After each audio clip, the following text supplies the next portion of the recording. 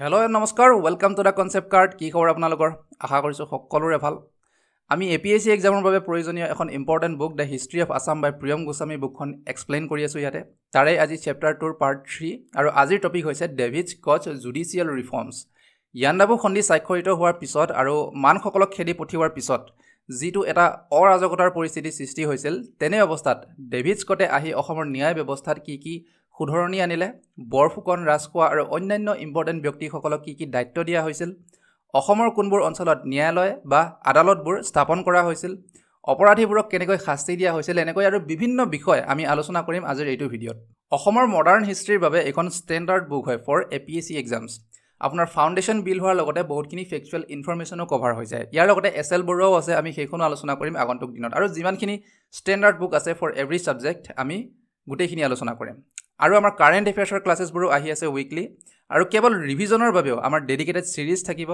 previous year কুৱেশ্যনছবোৰো আমি এটা এটাকৈ ডিছকাছ কৰিম কুৱেশ্যনটোৰ লগত ৰিলেটেড যিটো টপিক থাকিব তাক আমি ডিটেইলত এক্সপ্লেইন কৰিম এথিক্সৰ কেছ ষ্টাডিবোৰ আলোচনা কৰিম কেছ ষ্টাডি কেনেকৈ লিখিব লাগে সকলোবোৰ আমি কভাৰ কৰিম মুঠতে the concept card is going to be your complete solution and a full time guide for your APSC journey so' subscribe কৰি ৰাখিব চেনেলটো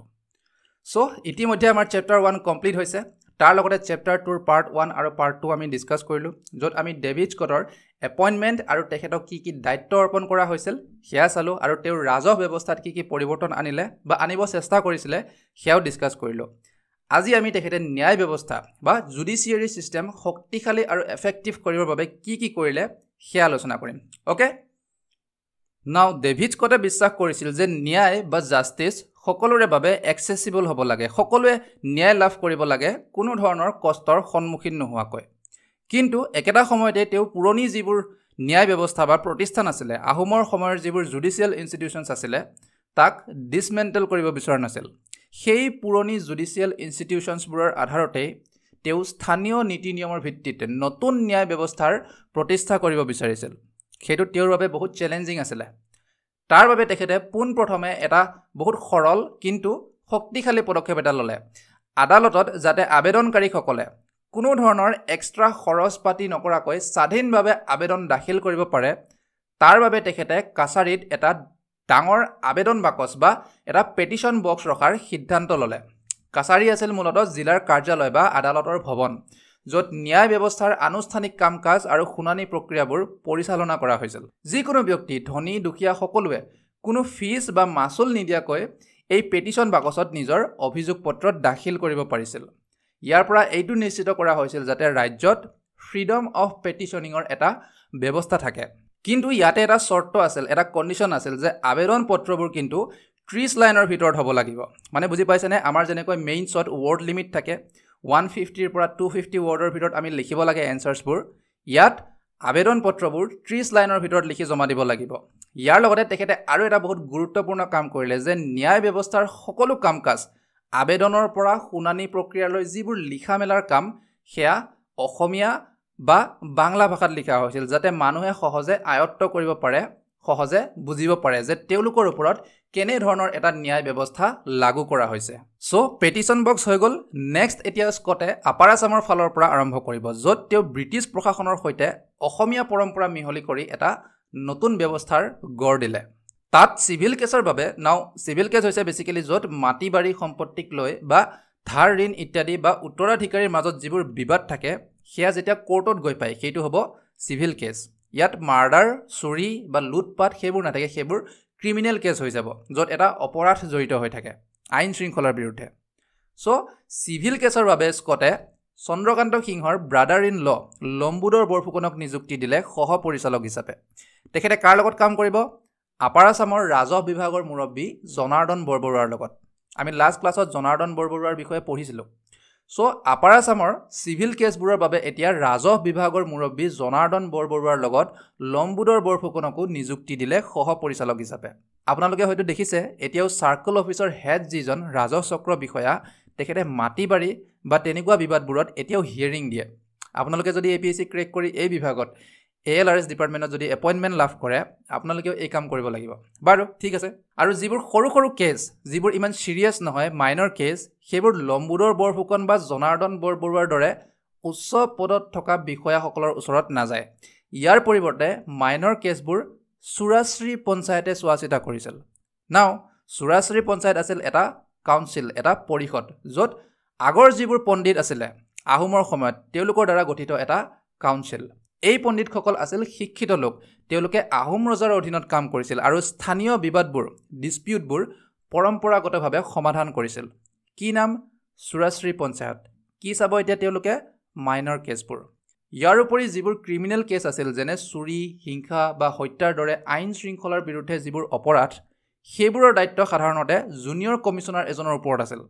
কিন্তু কিছুমান গুৰুত্বপূৰ্ণ বা সিৰিয়াছ বা অলপ ভয়ংকৰ যিবোৰ ক্ৰিমিনেল কেছ সেইবোৰ বৰফুকনৰ ওচৰলৈ পঠিওৱা হৈছিল যেনে এই ক্ষেত্ৰত লম্বুদৰ বৰফুকন আদাৰৱাইজ জুনিয়ৰ কমিছনাৰজনেই চাইছিল বহুত সিৰিয়াছ কেছবোৰ বৰফুকনে চাইছিল ন্যায় ব্যৱস্থাবোৰ যাতে সম্পূৰ্ণভাৱে ব্ৰিটিছ যেন নালাগে ব্ৰিটিছসকলে আহি আমাক ন্যায় প্ৰদান কৰি আছে তেনেকুৱা যেন অনুভৱ নহয় সেইবাবে এনেদৰে যিবোৰ অভিজাত শ্ৰেণীৰ স্থানীয় লোক আৰু পূৰ্বৰ পণ্ডিতসকলক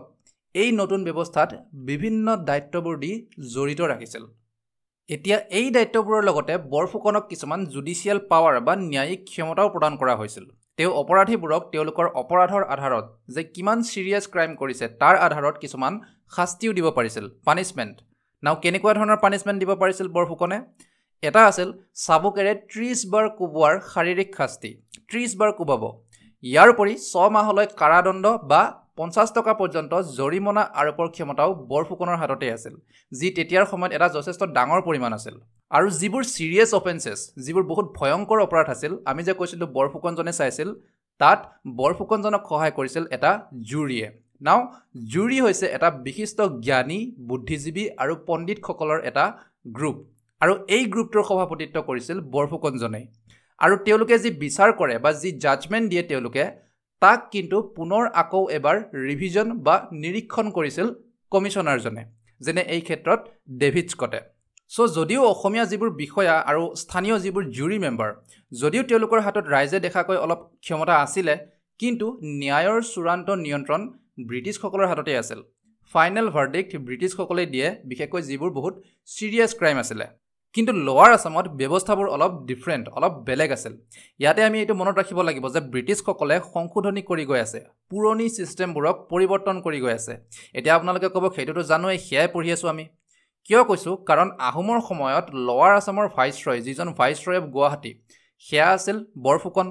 ৰাজহ সংগ্ৰহৰ পৰা ন্যায় ব্যৱস্থালৈ সকলোবোৰ বৰফুকনজনেই চাইছিল কিন্তু বৰফুকনৰ কথা আমি এইমাত্ৰ ক'ত পাই আহিলো আপাৰ আসামতহে ঠিক আছে কাৰণ তেখেতক বা সেই বৰফুকন পোষ্টক আপাৰ আসামৰ ফালে শিফট কৰিলে আৰু লোৱাৰ আসামত ৰাজহ ব্যৱস্থাৰ দায়িত্ব দিলে কাক চেৰিষ্টাডাৰজনক হলিৰাম ঢেকিয়াল ফুকন লাষ্ট ক্লাছত পঢ়ি আহিছো আৰু এতিয়া ন্যায় ব্যৱস্থাৰ দায়িত্ব কাক দিলে যিজন সিনিয়ৰ কমিছনাৰ আছিলে আৰু এই সিনিয়ৰ কমিছনাৰজনেই সকলো ধৰণৰ সিভিল আৰু ক্ৰিমিনেল কেছ দুয়োটাৰে বিচাৰক আছিল জাজ আছিল বহুতখিনি পাৱাৰ আৰু দায়িত্ব আছিল তেখেতৰ কিন্তু যিবোৰ ক্ৰিমিনেল কেছৰ পানিশমেণ্ট মৃত্যুদণ্ড যিবোৰ ডেথ পেনাল্টি থকা কেছ তাত কিন্তু তেখেতৰ পাৱাৰ নাথাকিব তেনেকুৱা সিৰিয়াছ ক্ৰাইম বা গুৰুতৰ অপৰাধবোৰৰ বাবে তেখেতে সেই সিনিয়ৰ কমিছনাৰজনে কৰ্নেল ৰিচাৰ্ডছৰ আণ্ডাৰত এটা বিশেষ ট্ৰাইব্যুনেল গঠন কৰিলে ট্ৰাইব্যুনেল হৈছে এটা বিশেষ ন্যায়িক সংস্থা এটা স্পেচিয়েল জুডিচিয়েল বডি যিয়ে গুৰুতৰ আৰু জটিল কেছ যিবোৰ বহুত সিৰিয়াছ কেছ যাৰ পানিশমেণ্টটো ডাঙৰ তেনেকুৱা ধৰণৰ কেছবোৰ হেণ্ডেল কৰিবলৈ ডিজাইন কৰা হৈছিল এটা ট্ৰাইব্যুনেল কাৰ আণ্ডাৰত কৰ্নেল ৰিচাৰ্ডছৰ আণ্ডাৰত নাও এইবোৰ কাৰ আইডিয়া আছিল ডেভিড স্কটৰ এই সকলোবোৰ ব্যৱস্থাৰ মূলত আঁৰত থকা মানুহজনেই হ'ল ডেভিড স্কট এইটো মনত ৰাখি যাব স্থানীয় লোকসকলক নিযুক্তি দিয়া নিশ্চয়কৈ তেওঁৰ এটা ভাল ইণ্টেনশ্যনে শ্ব' কৰে হয়নে তেওঁৰ উদ্দেশ্যটো ঠিকেই আছিল কিন্তু তথাপিও এই সকলোবোৰ ব্যৱস্থাৰ পিছতো তেখেতে ইমানখিনি সফলতা লাভ নকৰিলে ইমান এটা ছাকচেছফুল নহ'ল কাৰণ যেতিয়া মানুহে গম পালে যে অভিযোগ দাখিল কৰিব পাৰিব পেটিশ্যন বক্সবোৰত যাৰ বাবে কোনো ধৰণৰ ফিজ বা মাচুলো দিব নালাগে পেটিশ্যন বক্সবোৰ ফুল হৈ গ'ল ইমানেই কমপ্লেইণ্ট আহিলে যে পেটিশ্যন বক্সবোৰ খালিয়ে হ'ব নাপায় ফুলেই হৈ থাকে মানুহবোৰে তাৰমানে কিমান এটা অন্যায়ৰ সন্মুখীন হৈ আছিলে হয়নে যদি আমি তেনেকৈ ভাবোঁ ইমান বৃহৎ পৰিমাণৰ কেছবোৰ হেণ্ডেল কৰিবৰ বাবে ব্যৱস্থাত ইমানখিনি কেপাচিটিয়ে নাই সামৰ্থ্যই নাই আৰু সেয়া এতিয়াও বহুত কমেই আছে আমাৰ দেশত সেইবাবে মই এইটো এটা ৰিসেন্ট ৰিপৰ্ট লৈ আহিছিলোঁ এটা ৰেচিঅ' থাকে এটা অনুপাত থাকে যে জনসংখ্যাৰ তুলনাত দেশত জাজ বা ন্যায়াধীশ কিমান আছে জাজ টু পপুলেশ্যন ৰেচিঅ' সো এটা ৰিসেন্ট ৰিপৰ্টৰ মতে আমাৰ দেশত 10 লাখ মানুহৰ বাবে 15 জন জাজ আছে সেয়া ল কমিশনে ৰিকমেণ্ড কৰাৰ তুলনাত বহুত কম ল কমিশনৰ মতে আমাৰ দেশত 10 লাখ মানুহৰ তুলনাত 50 জন জাজ থাকিব লাগে বাট 15 জনহে আছে বহুত কম বাৰু এতিয়া আমাৰ ষ্টৰীলৈ আহো সো প্ৰথম এটা প্ৰবলেমটো হ'ল যে পেটিশন বক্সবোৰ ফুল হৈ গ'ল হেণ্ডেল কৰিব নোৱাৰা হৈ গ'ল দ্বিতীয় সমস্যাটো আছিল ইনএডিকুৱেট ইনফ্ৰাষ্ট্ৰাকচাৰ তেওঁলোকে পুৰণি আহোমৰ সময়ৰ অফিচ বা কাৰ্যালয়বোৰকে ব্যৱহাৰ কৰি আছিল নতুনকৈ নিৰ্মাণ কৰিলেও সেয়াও বহুত সৰু বা ইমান উন্নত মানৰ নহয় ইয়াৰ উপৰি এই নতুন ব্যৱস্থাত কাম কৰিবলৈ মানুহখিনিৰ ইমান ট্ৰেইনিংও হোৱা নাছিল সো সেইটো এটা চ্যালেঞ্জ আছিল আৰু সেই যে ট্ৰাইব্যুনেল এটা গঠন কৰা কথা আছিল কৰ্নেল ৰিচাৰ্ডছৰ অধীনত য'ত বহুত গুৰুতৰ অপৰাধবোৰ হেণ্ডেল কৰা কথা আছিল নিৰ্দিষ্ট কিছুমান অসুবিধাৰ বাবে সেই ট্ৰাইব্যুনেলো গঠন কৰিব নোৱাৰিলে সিৰিয়াছ কেছবোৰৰ কোনো সমাধান নহল উলটা আৰু প্ৰেছাৰহে বাঢ়ি গ'ল ন্যায় ব্যৱস্থাৰ ওপৰত যাৰ ফলত গুৱাহাটীৰ জেলত কয়দী বা ক্ৰিমিনেলবোৰৰ সংখ্যা বহুত বাঢ়ি গ'ল আৰু তেওঁলোকক বহুত দিন ধৰি জেলত ৰাখিবলগীয়া হৈছিল কাৰণ গোটেই ব্যৱস্থাবোৰে বহুত স্লো হৈ গ'ল ইমানবোৰ পেটিশন আৰু তাতে ইনফ্ৰাষ্ট্ৰাকচাৰবোৰো আউটডেটেড তাত কাম কৰা মানুহখিনিৰো ট্ৰেইনিং প্ৰায় নাছিলেই সো 1826 চনৰ শেষৰ ফালে আহি স্কটে দেখিলে যে এতিয়াও 1500 কেছৰ বিচাৰ কৰিবলৈ বাকী আছে 1500 কেছ এতিয়াও আদালতৰ ৰায়দানৰ অপেক্ষাত আছে আৰু এনেকৈ যদি বাঢ়ি গৈ থাকে কেছবোৰ পিছত আইন শৃংখলাও ভংগ হ'ব পাৰে কাৰণ ইমান পলমকৈ যদি ন্যায় লাভ কৰে মানুহ ফ্ৰাষ্ট্ৰেটেড হৈ যাব সেইটো এতিয়াও হয় ভিকটিমজনৰ পৰিয়ালেহে বুজিব কিমান ফ্ৰাষ্ট্ৰেটেড হৈ যায় সো আন কোনো উপায় নথকাত স্কটে স্থানীয়ভাৱে আদালত স্থাপন কৰাৰ সিদ্ধান্ত ল'লে নেটিভ কোৰ্টছ এই আদালতসমূহে পুৰণি আহোম ন্যায়িক ব্যৱস্থাৰ পৰম্পৰাৰ ওপৰত ভিত্তি কৰি নিৰ্দিষ্ট কিছুমান সিভিল কেছ হেণ্ডেল কৰিব ল'লে এইটোৱে একমাত্ৰ প্ৰেক্টিকেল সলিউশন আছিল যাৰ ফলত চেন্ট্ৰেল এডমিনিষ্ট্ৰেশ্যনৰ ওপৰত যিমানখিনি প্ৰেছাৰ আহি পৰিছিল সেয়া বহুত পৰিমাণে হ্ৰাস হ'ল কমিলে কাৰণ তেওঁৰ উদ্দেশ্যই আছিল যে মানুহক সময়মতে ন্যায় প্ৰদান কৰা আৰু এনে ধৰণৰ পুৰণি আহোম ন্যায়িক ব্যৱস্থাৰ ভিত্তিত টোটেল 3খন নেটিভ কোৰ্ট বা স্থানীয় আদালত স্থাপন কৰিলে ডেভিড স্কটে আৰু প্ৰত্যেকখন আদালতত বিচাৰক হিচাপে এজনকৈ অসমীয়া জাজ থাকিব যাৰ পুৰণি আহোম ব্যৱস্থাবোৰত অভিজ্ঞতা আছিল যাৰ এক্সপিৰিয়েন্স আছিল জুডিচিয়াৰী ফিল্ডত আৰু এই জাজ তিনিজন যাতে পক্ষপাতী নহয় বায়াসড যাতে নহয় তেওঁলোকৰ ক্ষমতাৰ যাতে অপব্যৱহাৰ নকৰে সেইবাবে তেখেতে প্ৰত্যেকখন আদালতত 3জনকৈ এছেছৰ্ছ এপইণ্ট কৰিলে নাও এছেছৰ্ছ হ'ল যিয়ে ইভেলুৱেট কৰে অৰ্থাৎ যিয়ে কেছবোৰৰ লগত জড়িত সকলো তথ্য প্ৰমাণ ইত্যাদি ভালদৰে নিৰীক্ষণ কৰি এডভাইচ দিয়ে জাজজনক যে এইটো অপৰাধৰ লগত জড়িত এইবোৰ তথ্য আছে এইবোৰ প্ৰমাণ আছে আৰু ইয়াৰ বাবে অমুক পানিশমেণ্ট হ'ব লাগিব এডভাইচ দিছিলে জাজজনক after evaluating all the informations and evidences related to the case assistant নহয় কিন্তু সেইটো ধ্যান দিব ইয়াৰ দ্বাৰা এটা চেকছ এণ্ড বেলেঞ্চৰ ছিষ্টেম নিয়ন্ত্ৰণ আৰু ভাৰসাম্যৰ এটা ব্যৱস্থাৰ ইন্ট্ৰডিউচ কৰোৱা হৈছিলে আৰু এই 3খন স্থানীয় আদালত যে স্থাপন কৰিলে প্ৰত্যেকখন আদালতক কিছুমান নিৰ্দিষ্ট দায়িত্ব দিয়া হৈছিল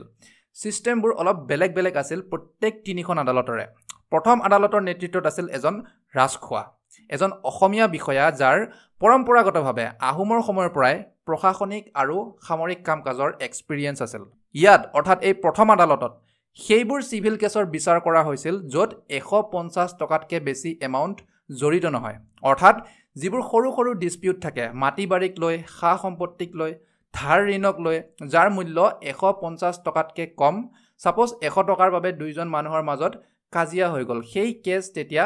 ৰাজখোৱাজনৰ আদালতত আহিব তেতিয়াৰ 100 টকা মানে এতিয়াৰ 1 লাখ টকাতকৈ বেছি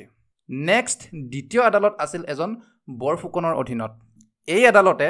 1000 টকা পৰ্যন্ত সিভিল কেছবোৰ বিচাৰ কৰিব পাৰিছিল আৰু ইয়াৰ উপৰিও ই লোৱাৰ কোৰ্টছ বা নিম্ন আদালতৰ জাজমেণ্টবোৰকো পুনৰ নিৰীক্ষণ বা বিবেচনা কৰিব পাৰিছিল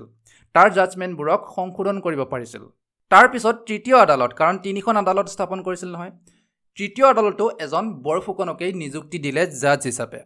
এই আদালতত ক্ৰিমিনেল কেছবোৰ বিচাৰ কৰিছিল কিন্তু যিবোৰ বেছি সিৰিয়াছ নহয় য'ত মৃত্যুদণ্ড দিব নালাগে পানিশমেণ্ট হিচাপে ইয়াৰ উপৰিও যিবোৰ ট্ৰিবিউটাৰী ৰজা বা যিবোৰ সৰু সৰু অঞ্চলৰ ৰজা আছিলে যেনে দৰঙৰ ৰজা বলিনাৰায়ণ আমি লাষ্ট ক্লাছত তেওঁৰ বিষয়েও অলপ পঢ়ি আহিছোঁ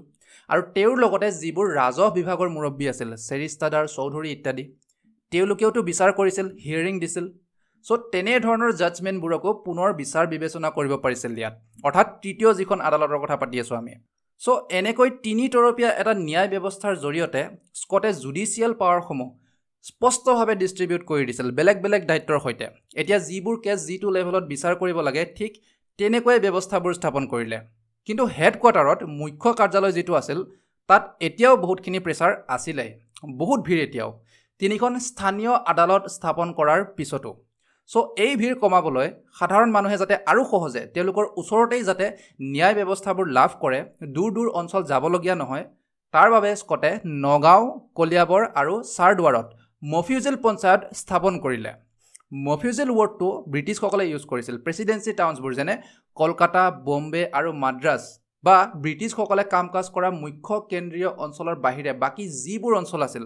তাৰ বাবে মফিউজেল শব্দটো ব্যৱহাৰ কৰিছিল যিবোৰ মোষ্টলি গ্ৰাম্য অঞ্চল ৰুৰেল কাণ্ট্ৰি ছাইড এৰিয়াবোৰ